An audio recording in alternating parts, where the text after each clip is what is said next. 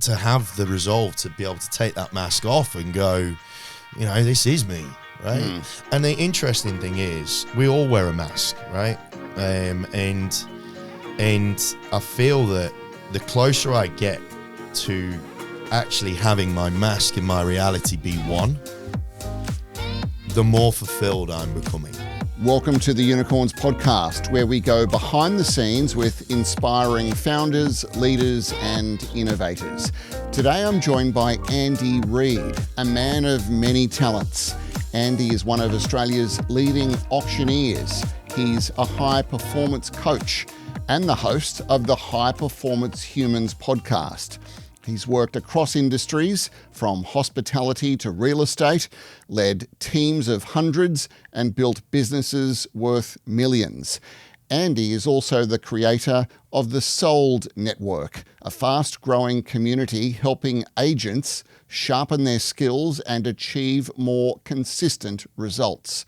Beyond business, he's an advocate for mental health in high-pressure industries and has raised over $3 million for charities through his work as an auctioneer.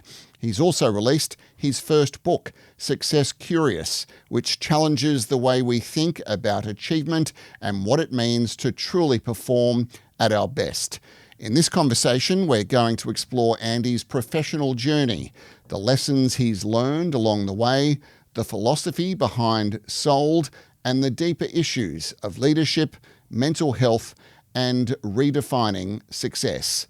Andy Reid, welcome to the program. Thank you so much for having me, man. Really appreciate being here. It's great to finally meet you and to talk to you in the flesh. Indeed. It's a little bit like that, where we feel that we know half the world, right? But we've never met half of them. I know. Yeah, it's really weird.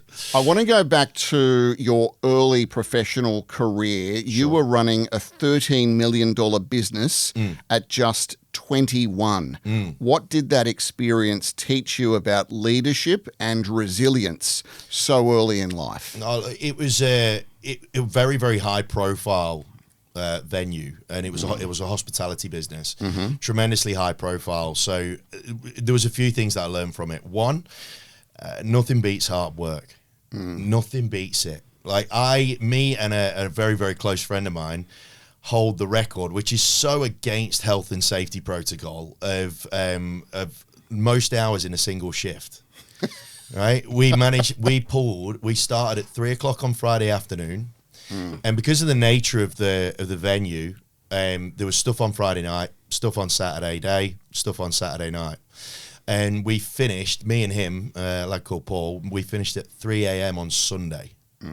36-hour shift, which is so bad for you. That's crazy. It's nuts, yeah. Oh, look, yeah. And we were making weird noises towards the end, right? I'm not going to lie.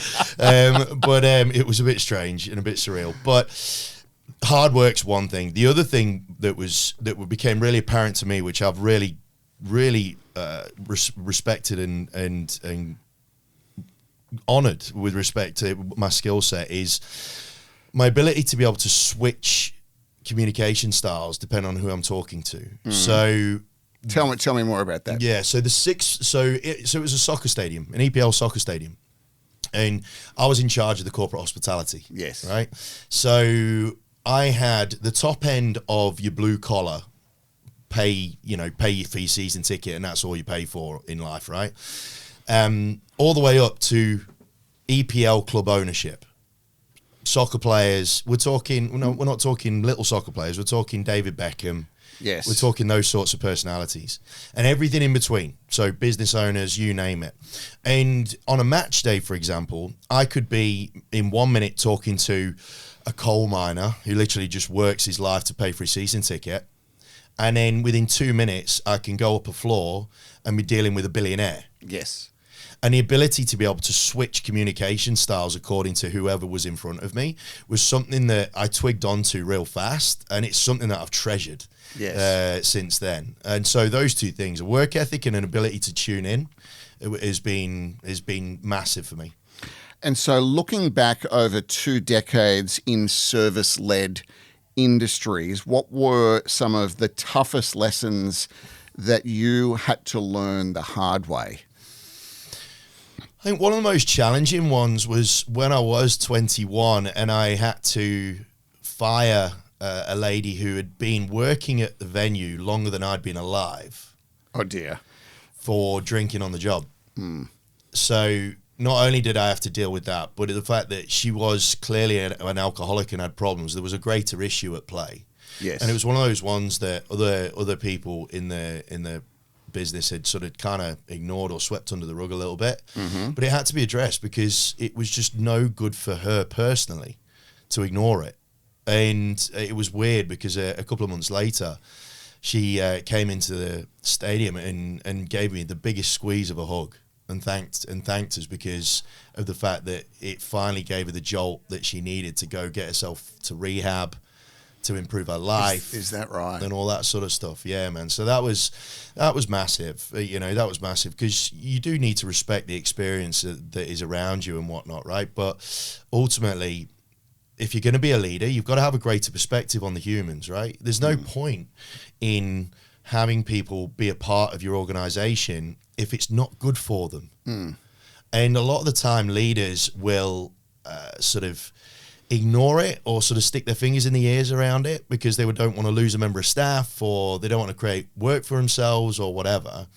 But if you're going to be a true leader in life, let alone business, you've always got to think about the greater good. What is the greater good of all of this? And for that individual there, lady, it was the fact that if I'd have let her carry on, she'd have either done herself damage. Yes. She'd have could have got herself into more trouble if she'd have made a massive mistake with money, cash flow, all that sort of jazz, right? She could have got herself in serious trouble.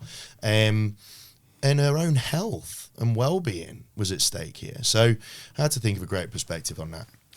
Now, I'm picking up your accent here, Yes. Andy, and, we're talking today from Sydney. You reside in Melbourne. So how did you end up in Australia? Very, very cliched, my friend. It was nothing other than love. That's all it was. So I was GM of a vodka bar in London, which was lots of fun. And as I went to go take over that space, and there was a young lady who was working there at the time, an Australian lady who had been doing this stereotypical drinking all the beer in London and Europe, and was there for on a working holiday. And we were friends for a good amount of time first, so we got to see the best and worst of each other. And then things kicked off. Her visa expired, and she was ready to come home anyway. And we did long distance for a bit. And then I took the plunge and came over. I was actually supposed to move to Canada. But I had a visa application in for Canada. So, as well. Yes, so it's crazy what love can do to you. But I do not regret one little bit. I'm so tremendously grateful to call Australia home now. Do you consider that a bit of a sliding door moment? Massive. For you, both professionally and personally? Massive. The personal sliding door moment was actually a couple of months before that, when I got led down the garden path by a Canadian legal firm and actually got held at immigration when I was in Toronto, and then turned around and shipped back to England. No. Yeah, because I was honest. I said I was on unpaid leave. I'd quit my job. Yeah. I was in the final interview process for a GM job in Toronto. Yes. And they were facilitating all of that. Take full accountability. So I should have done my own homework as well. But when you're paying someone in the legal profession to sort you out, you'd have thought they got the paperwork done all right to let us in. And they didn't. So when I turn up at immigration, and this is FYI, I'd done a full victory lap of the UK, saying "see you later" and all this sort of stuff, full fanfare procession, ticker tape parade and all this shit, and then I made the mistake of being honest and said I'm on unpaid leave. If I said I was on paid leave, I'd have been sent straight through across the red line and away I go. Yeah. But because I was honest, they put a big highlighter through my thing, and I got sent down the wrong way. And got held at immigration for 4 hours. Halfway through, they actually turned around to me and said, "We actually think you're a stand-up guy, so we don't know what to do with you, because the letter of the law says we should send you back, but we actually don't know if we want to." So I was like, well, I don't know if that's a backhanded compliment or... And I stuck out like a sore thumb, right? I was like the tallest Caucasian being in that immigration pen ever. And then final flight was leaving, and they said, "Look, we're really sorry, we've got to send you home." So I was back. My adventure, my Canadian venture lasted all of 18 hours. And back I was in England, so I thought, bollocks to it. I moved down to London, and then it all kicked off from there. Now, you have been very candid about your own mental health journey, Andy. Was there a turning point for you when you realised that you needed to openly address it, both personally and professionally? This is where I've got to tip my cap to the mother of my kids, who I'm no longer with, but I have so much respect for, because she had the balls to stand up to me. And it wasn't aggressive. I was being very avoidant, and it was about 8 months after my first child was born. Yes. And I was subconsciously finding reasons to go and do work or get out the house or whatever the case may be. Really struggled. And initially we thought it was postpartum depression. Yes.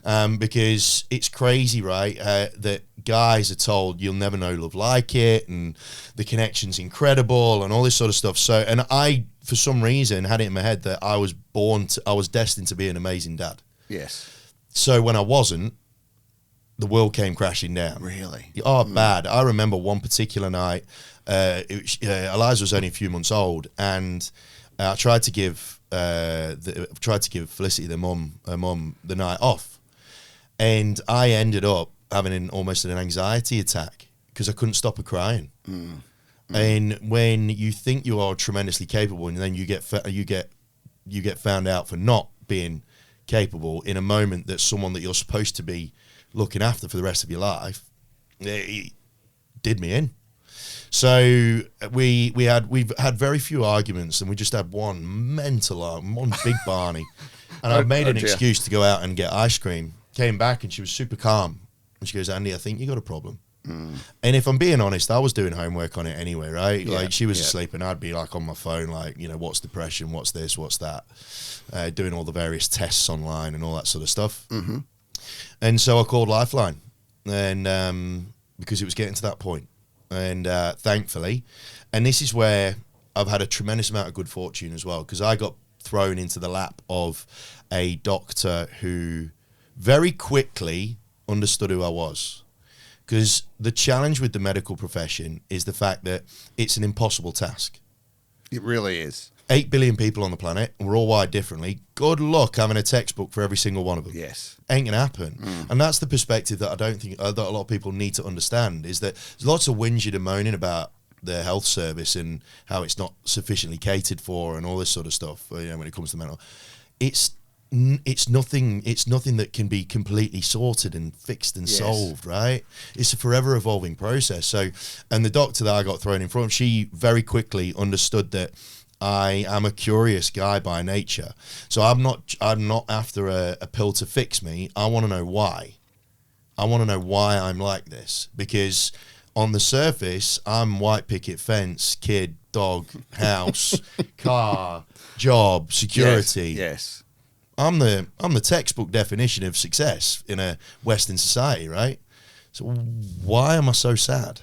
And that then kicked off as at this point a decade-long process, which I might forever be on. But eventually you turn it into something that is your power, and and in terms of being open about it, I was adamant that I wasn't going through this shit and not having other people benefit from it. It was just an instinctive sort of thought around that.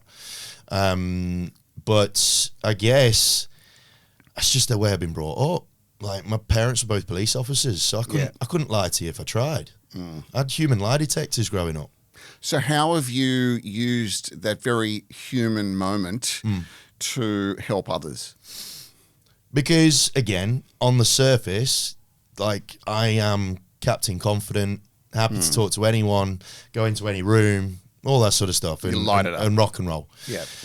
I'm not the stereotype, right, for someone that has depression, anxiety, all that sort of stuff, right? So I think the fact that it comes from someone like me creates a much greater level of impact, because you have the people that you would stereotypically think would be someone that would suffer from depression, anxiety, the portrayal of a sad sack and all that sort of jazz. But I'm like the people, like you look at celebrities, like take Robin Williams. He's an easy example to point out, right? Yes. You look at him, and he is the life and soul of a party, right? No one would have known, right? Because he put this mask on. Yes. And then he obviously did what he did. His performance, and then behind the scenes, he was completely different. Exactly, man. And so it requires people that, like me, that unfortunately have become very, very good at putting a mask on, to have the resolve to be able to take that mask off and go, this is me, right? And the interesting thing is, we all wear a mask, right? And I feel that the closer I get to actually having my mask and my reality be one, the more fulfilled I'm becoming. And I think for a lot of people, that fulfillment is something that I was chasing for a long, long time. Satisfaction. And I still am to a degree. But I find that the closer I get to having an alignment between my mask and my DNA, the closer I am to actually feeling so content in the moment. And it's something that's something that I'm working on tremendously at the minute, and we're getting there, man. But sometimes it takes effort. A work in progress, big time. Speaking of work, let's talk about your professional life. You wear a number of different hats, Andy, but I want to touch on the auctioneering work that you do. You've called it one of the purest forms of performance. What makes a great auctioneer beyond the theatrics? Well, before going to that, I might correct you, right? Because you're right. I do a lot of function. I do have several functions, and I was only ever really able to define it once I'd finished writing the book, and I had all this space in my head. It was weird. It was like a big spring clean. I actually, although I do loads of things, in my mind, I'm only doing one thing. Yes. I'm just applying it in a few different ways. Okay. I like it. So for me, it makes life easy. It makes life really simple. So loads of people will look at me and go, geez, how do you do so much? How do you fit it all in? And you're a single dad and you do all this stuff and blah, blah, blah. I'm like, well, I only really do one thing in my head. I'm only doing one thing. But this is my job. This is how I rock and roll. Yeah. So my job in life is to make success more accessible. And so when it comes to an auctioneering perspective, beyond the theatrics and the science around public speaking, yes, because it is a science. And hilariously, on the train here, I actually started chatting to a comedian from America. And we were talking about the science of it all, like beats per minute and all that sort of stuff. Yes. Really interesting. Yeah. But anyway, so when it comes to the craft of auctioneering, the thing that sets the best from the rest apart is the reason why you're doing it. Right? Yeah. Tell me more about that. So I genuinely, and I've said this for a long time now, I genuinely, to my core, believe that I am, during an auction, I am the least important person. I'm the focal point. I'm the shouty guy. Yeah. But I am the least important person in that whole thing, because you've got an owner whose biggest assets on the line. You've got a buyer who's first, next big chapter happening there. You've got an agent whose commission and reputation is at stake, right? And you've got neighbours who are just wanting to be educated and having a sticky beak. Exactly, which is totally cool. So for me, like, I'm not that important. Right, and the beautiful thing about that is because a lot of people seem to think that auctioneers are so egocentric, and we do it for the razzle dazzle and the spotlight and all that sort of stuff. The best auctioneers aren't like that. The best auctioneers are there because they love the craft. They are there because they feel that they are making a difference with the skill set that they've got. And for me, I just do it because I have freedom. It gives me pure freedom in my mind. Like if I could bottle it up and drink it, I'd become an, everyone's in chaos, and I've got sunsets and sandy beaches in my head. I'm like, gives a pina colada, I'm happy, right? I'm not happy as a pig in shit. Let's talk about the real estate industry. It does have high burnout. It does. And high turnover. It does. What are the most overlooked factors behind why agents leave the industry?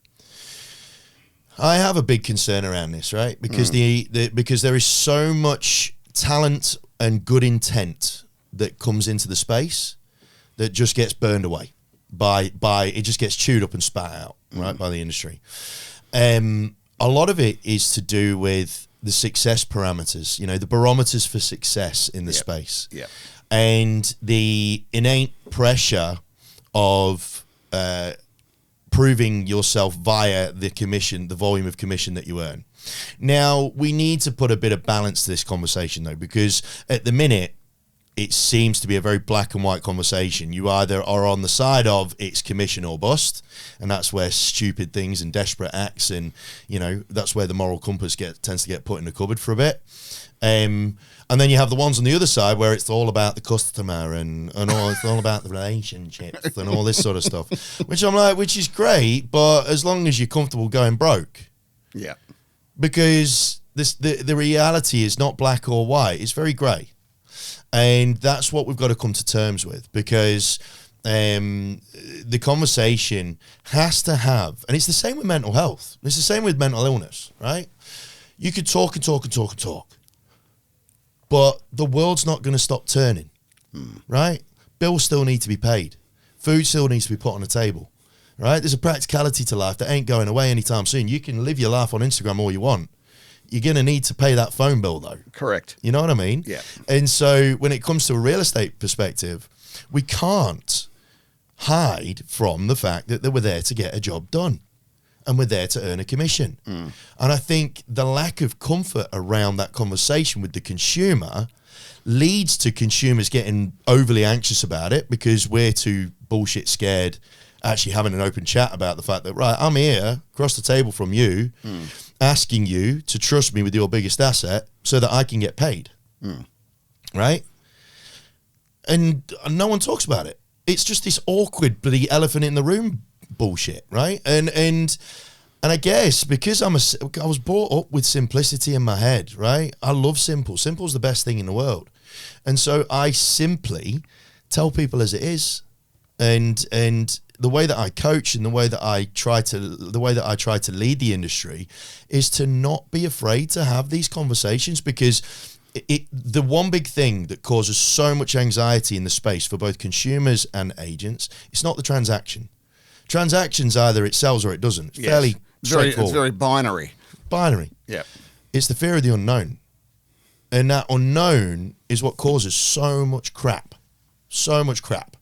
And so get rid of the unknown as best as you can. There's one unknown that you ain't going to get rid of, and that's what the house ends up selling for, right? Yes. Because everyone's crystal balls broke around about March 2020, right? And it all went out the window after that. But beyond that, all the other anxieties have got control, right? And part of it's down to accountability. One big thing I'm saying to myself a lot at the minute is making sure I take full accountability for everything that happens to me. And I've had 3 really good lessons via one cursed BMW that within 12 months has been written off, stolen off my driveway and broken into, right? So my insurance is through the effing roof, right? I should have asked if I could swear on this. You can. My insurance has gone through the roof. And I could play the victim and, have the world's smallest violin in the corner, right? Or I could just take full accountability and go, well, dickhead, don't buy such a stupid car. Yes. Right? like, English people were not supposed to buy German cars, right? There's some historical sort of significance to that, right? And when it comes to real estate, take full accountability for the fact that you're there to do a job, you're there to get paid. There's no harm being upfront about it. And is that why you've set up the Sold Network? This is a new business. You're launching it. Tell us about what you've created. The statistic that came out earlier this year is that 70% of new agents are gone within the first year, right? Gone. Seems an awfully high figure. It's massive. It's absolutely massive, and it's not good enough. And what that points to is a couple of things. One, there is just simply not enough support for players on the front line, new players. 2, the industry, like I've mentioned, has not got the spotlight on the right stuff when it comes to success. or not got the whole picture right when it comes to success. And 3, there are so many resources out there, right? Loads of YouTube videos, up the Arzu, right? There's that much content telling you what to do. But that's not what helps people to be successful. And the gap in any sort of service-based coaching, right? One massive gap that I've recognized is the most successful coaches up to now will tell you what to do and they'll tell you why, but they miss the how bit out because of the fact that that's how they become useful, right? The how bit is why they're significant, right? Is why they're relevant, and they conveniently miss that out, so that they can still charge you heaps per year and stuff. And accessibility to direct coaching, because individuals can't be trusted to learn themselves. I think the statistic is either 97 or 98% of online courses are never completed. They're paid for but never done. Right, I've done it heaps of times. Right, I thought, fuck, I'm one of said 98%. So I've put it together to create accessibility. Like I said, I'm just doing one thing. Yeah, I'm making success more accessible. But I'm bringing a level of practicality that just opens the door to becoming a lot more comfortable in your own skin as an agent. Because I had a chip on my shoulder for a while. Right, the perception. I'm a good guy. I like to think I'm a decent human being. And so I never actually told people I was a real estate agent. I always used to say, look, I help people take the next big step in their lives. And I use real estate as a vehicle. I have no interest in houses or property or anything like that. And I'm not bound to a location, right? I don't really settle anywhere, right? A bit of a nomad in that respect. And so for me, I just feel that we've been focused so much on the transaction, and there's been an overcorrection with regards to that relationship chat, which is completely nonsensical. And I'm bringing the center line. I'm bringing the center line that's going to allow a balance that will give people that are new to the space an opportunity to get a foothold that they can then build from. Okay, so tell me more about that. If I'm a young agent, I'm new to the industry, I've heard about Sold. Yep. What do I get if I sign up? So accessibility comes through affordability. Yes. So it will cost you less than 2 coffees a week, right? Fairly small price to pay. Yes. And beyond that, there's 1 or 2 online resources, but again, those online resources up to now rely on the individual doing their work, which never happens. So I knew I needed to create a level of interaction and access to me personally. Yeah. So within the Soul Network, there is a lot of online video resources and clickable resources and stuff. But I've gone very raw with it. So it's not polished, it's not edited. It's literally me, a decent mic, a 4K camera, and a whiteboard and a bunch of pens. Right, I like the sound of it already, and a bunch of pens, and so people will see the how play out with all of the critical things, because I literally build a lot of it out on a whiteboard as I'm talking about and explaining it. Right, so there's that part, but then as well as that, I am going to be there myself live 3 times a week. So they will have direct access to me 3 times a week. Okay. There's a knowledge blast on a Monday, which is post weekend, information, general market stuff, plus a bit of a knowledge bite. There's a live Q&A on a Wednesday night. You can ask me whatever you want. It could be about real estate, it could be about mental health, it could be about motivation. Anything, you've got me. Whatever. And then I'm also going to do a little Mr. Motivator on a Saturday morning. So 8:30 in the morning, because my auctions generally tend to start at 9:30. So at 8:30, I'm going to get everybody up and about, get them focused, spread the love, spread the energy, spread some decent vibes, make people feel that it doesn't matter if they're hungover or feeling like they're down on their luck and whatnot. Today's a new day. Let's rock and roll. And I'm bringing a bit of that rock star sort of mentality to it. Let's give it a crack. And is it your thesis, Andy, that you are providing through the Sold Network some of the leadership, the guidance, the motivation to young agents that they aren't necessarily getting from their bosses. Well, the statistics are there. Yeah. The end. And from a consumer point of view, the other key statistic is level of commission, and it's constantly dropping across the industry. The average commission is dropping all the time. Why is that? Oh, well, because clearly the consumers just don't see the value in the service. Like, full stop. Right? There's no other explanation for it. Ultimately, if a consumer sees value, it's not expensive. Right? Yeah.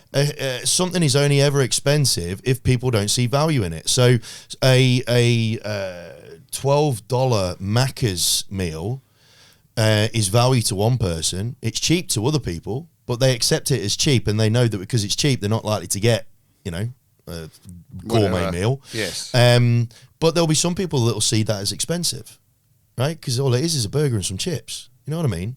Like coffee. Right? I'm a snob now. I'm converting. I'm a full coffee snob, right?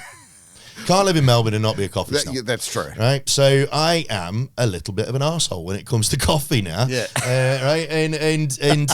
And so for me, I wouldn't mind paying $7 for a double espresso if it makes me feel good. Yes. But if I get charged $4.50 for a double espresso and it tastes bitter as it makes my lips go inverted, then it's expensive, right? Right? That's not a good outcome. Nah. And the same rule applies. The same rule applies in real estate, right? If you provide value, then it goes from how much do you charge to right, okay, how much do I need to pay? Yeah. Different conversation. And all of my ethos is around reverse engineering from human behavior. So one thing I've been saying recently to some people has been, have you ever mapped? Do you actually know where the key peaks of anxiety are for a consumer?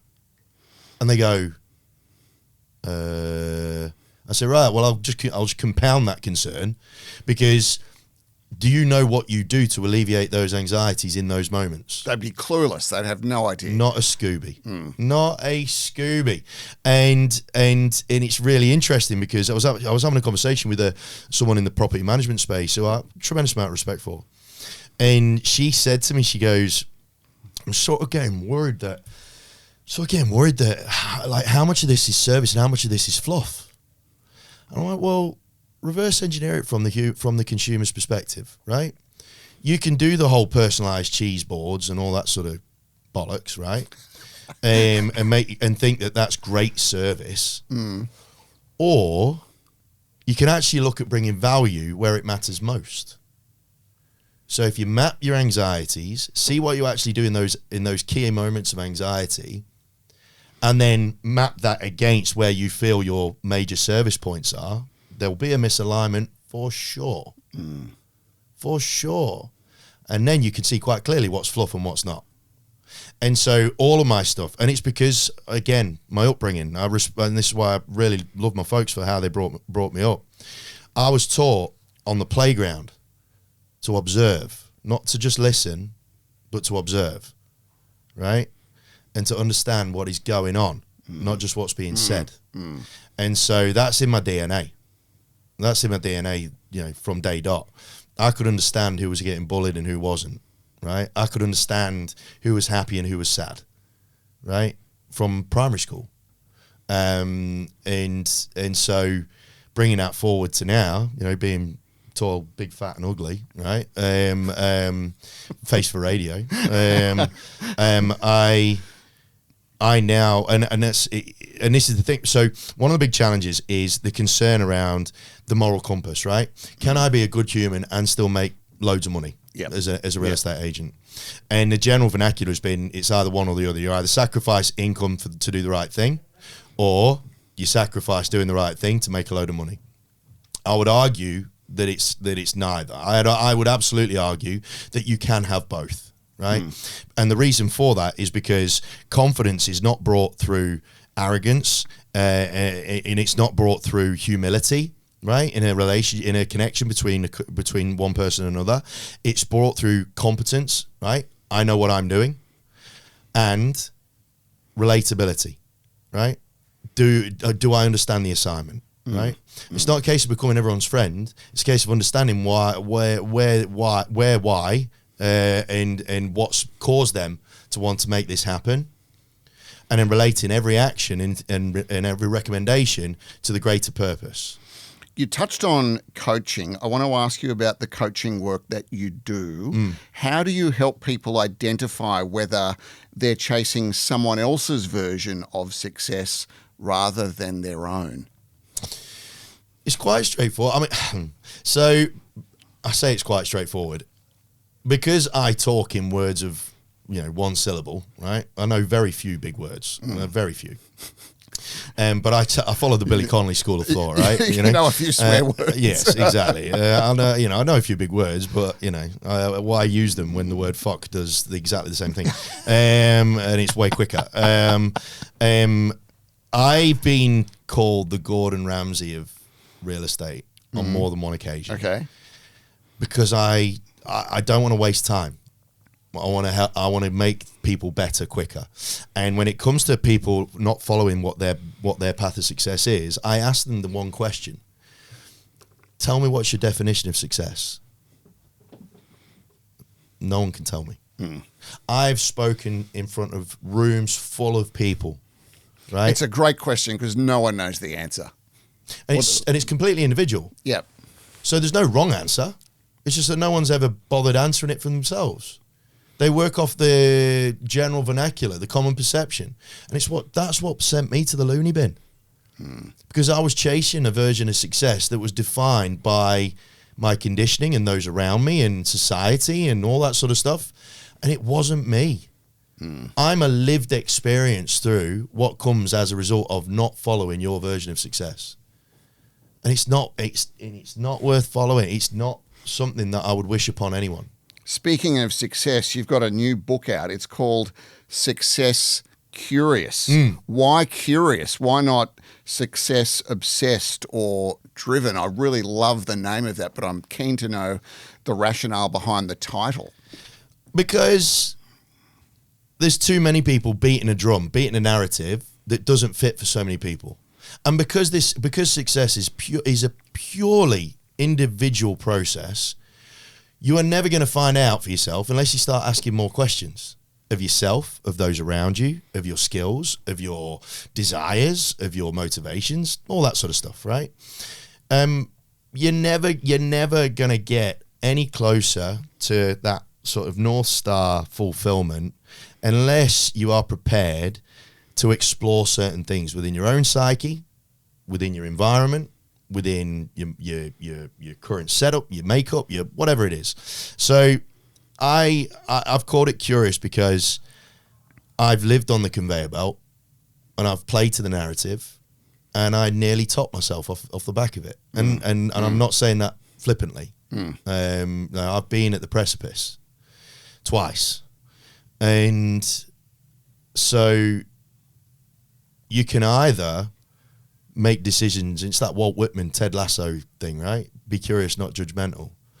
You can either judge where you are in life and judge whether you're successful or not, or you can be curious and lean into whether that is what success is for you. And if it is, fabulous. And if it's not, rock and roll.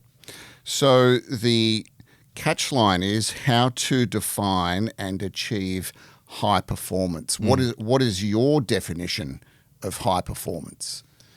It's a human in flow. The human in flow. I have lots of people on my podcast. I ask that question to lots of people, and they always give me rather lengthy answers, right? But again, simplicity is the ultimate form of sophistication. A human in flow. If you are aligned with what you're doing, why you're doing it, who you are, what you're about, all that, then you achieve a level of flow state that makes everything feel like it's just supposed to be. Auctioneering. Human in flow. That's me. Can you reflect on a moment, Andy, where you've made a mistake or there's been a failure and in hindsight turned out to be one of your greatest lessons, a real teaching moment? Great question. There's plenty. There's lots of them, actually. Probably a personal one. And interestingly, it was doing my degree, right? So I've got a degree somewhere buried deep. What, a degree in? Mechanical and manufacturing engineering. Wow. And I did it with Spanish as well. Just because. Si, senor. Yeah, muy bueno. And I did the degree because I thought that that's what I was supposed to do. I was conditioned. No one's fault around me because they were conditioned. They were just doing what they felt was best for me. So I never resent my parents for pushing me down that path. They thought it was the good thing for me to do. Totally cool. The biggest lesson, but I feel that degree was a mistake. It set me back 3 years. I never use it. Yeah. I sometimes look at it to make me think, oh, geez, I was intelligent once upon a time. But it's brought nothing to me. Yes. Right? The lesson, though, and I'm so grateful that I've learned this now, but it's taken me a while to come around to it. And moving forward as a dad, I've had a couple of people ask me recently what I want for my kids. I just want them to have the freedom to choose. That's all I want. Is them to have a freedom of choice. And that part of that freedom is them feeling that their dad's got their back. Right? So they can choose freely, and if it goes to shit, it's all right, dad's got their back. Right? You know? And learning that through the hard way, through doing a degree that I hated from week one, but I persevered because that's how I was drilled and wired at the time to never give up. Yes. And it caused me so many sleepless nights and anxiety and all this sort of jazz and a shitload of debt. It's that for me is the biggest lesson, is that if it doesn't feel right, it ain't right. And regret only comes through decisions that you make with your head. If you make a decision with your gut and it goes wrong, you get a lesson. If you make a decision with your head and it goes wrong, you regret it badly. And so the degree was something that I decided to do with my head because that's what I thought I was supposed to do. My gut was screaming at me the entire time, you're not supposed to do this. But I ignored it. And so that's probably the biggest one for me. Okay. You have raised, among all the other things that you have done, you've raised millions over the years for various charities. Yep. What drives your commitment to community and giving back? I have this philosophy, right, Justin, that if the world was to donate 3 to 5% of their time and apply their skills and services to support community, the world would be a better place for free, right? The world. Now, when we look at 3 to 5% of our time, 3% of your time, that literally equates to 2 episodes of maths. I love maths. Okay. But my point is, what's better for the world? You being glued to some BS on TV, or spending the same amount of time helping your fellow human? Not a difficult question to answer, really, right? You're right. And the things that you're good at inherently, they are yours. They are yours to utilize as you will, right? They are the free gifts that you've got to offer the world, right? And for me, the craft of auctioneering, or creativity, or whatever it is, that is something that if you believe in a divine or whatever. I'm not overly religious, but you've been given gifts for a reason, right? Gift them to people. Right? It's not hard. The world's full of miserable bleeders, right? Balls to it, right? The only way that misery is going to be done over is by people taking the things that they're good at, or discovering what they're really good at, right? And then turning it up to volume 11, right? And that's what I do. Spinal tap. You know what I mean? And that's what I do. I mean, that's what I do physically. But a lot of the time people ask me if I go to an event, they go, "Oh, do you need a PA?" Like, I don't think so. I broke 2, right? Yeah. I busted 2. So I just feel that the world equates help to money. And I know for a fact that that millions thing, like, that is not some made up number, right? But I would never be able to donate that money. I'll never be able to donate millions yet, hopefully. We'll see. That'll come later. Yeah, maybe. Right. I'll never be able to donate millions, but the things that I was born with, the stuff that I have in me, the stuff that makes me who I am, has got this ability to make people spend money for the greater good. Yes. Yep. And who am I to deny the world of that? And that's not arrogance. That's, in fact, you could argue that it's more arrogant to utilize your skills purely for selfish reasons. You could argue that that's arrogance. For me, I have a confidence that what I do helps people. Don't be a dick. Yeah. Like, help people. Not hard. Final question, because we're almost out of time. If you could give one piece of advice to someone who is listening to this, watching this, who feels stuck or treading water or lost in their career, what would it be? Stop for a second. I think stuff gets harder the more you try and push against it, right? Newton's law of physics, right? Oh, geez, I did use my degree. There you go. Shit, there you go. Well done, me. Gold star. You know, every action has an equal and opposite reaction. If you're pushing shit uphill, more shit's going to pile on, right? Stop. It's the same as emotion, right? So when my old man passed away in 2020, it was kind of like a watershed moment of growth for me, in the sense of it was kind of like the ultimate test in terms of my new mental framework that I was working on, right? And lots of people were sad, and everyone was sad around me and saying, oh, I'm so sorry, and all this sort of stuff.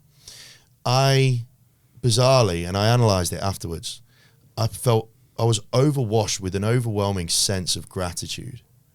And the reason why is because I'd stopped and I was in the moment. Hearing my old man's final breath planted me in the moment. And up until that point, I really, really struggled to stay in the moment with anything, right? Yes. ADHD to up to the Arzu, right? And in that one moment, I discovered that if you stop and allow whatever emotions you've got to be, and give yourself permission to feel how you feel, then the dust settles a shitload quicker.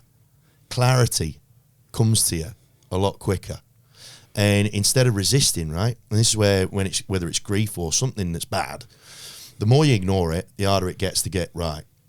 If you sit in the moment, and if you're feeling stuck, you're not going to feel any less stuck by continuing to push yourself through. Stop for a moment, right? Yes, the world's going to keep turning. Bills still need to be paid. Maintain functionality, but stop denying yourself that feeling of frustration. Allow it to be, right? Instead of denying it. If you allow it to be, then you accept it, and it flows through you way quicker. And then from there, you'll see a different landscape. It might not be something that is an immediate fix, right? If you are, and I've had the golden handcuffs myself. And if you are like so far deep into that golden handcuff scenario where you love to check, or like you're feeling desperately sad in what you're doing, but you're making money that you are so reliant upon, or your family's reliant upon, or whatever, right? It ain't going to be an overnight fix. Yeah. Yeah. But just taking that first step will make you feel so much better, right? I'm a big fan of, goal setting is super important, but I am actually a huge fan of the aggregation of incremental gains, right? So Dave Brailsford, Team Sky, turning one of the most useless sports teams on the planet from a world sport point of view, and turning them into world beaters, right? Yes. Overnight, yes. Essentially. It's all well and good having these goals and aspirations, but ultimately, you can only do what you can do in that one moment, right?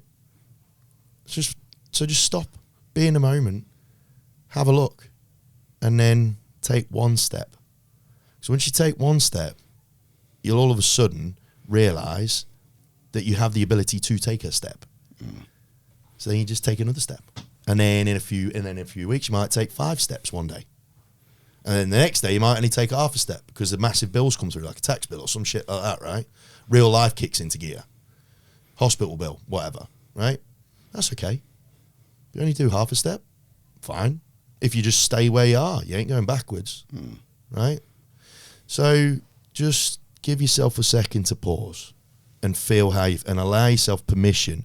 And that for me is something that a lot of chaps struggle with.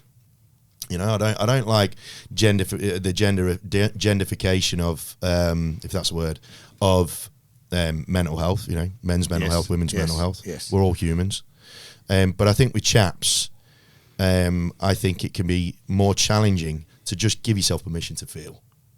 It's not a case of being airy-fairy. It's not a case of being a sad sack. It's actually really practical. Yeah. It's actually tremendously practical. And it's the denial of feelings that forces you into a deeper hole. Very well said. Great advice. Andy Reid, thank you for coming for the podcast today. It's great to meet you. Yeah, and you. Wonderful insights, and good luck with the book, Success Curious. Good luck with the Sold Network, and we will follow your journey with great interest. Thank you. Thank you so much for having me.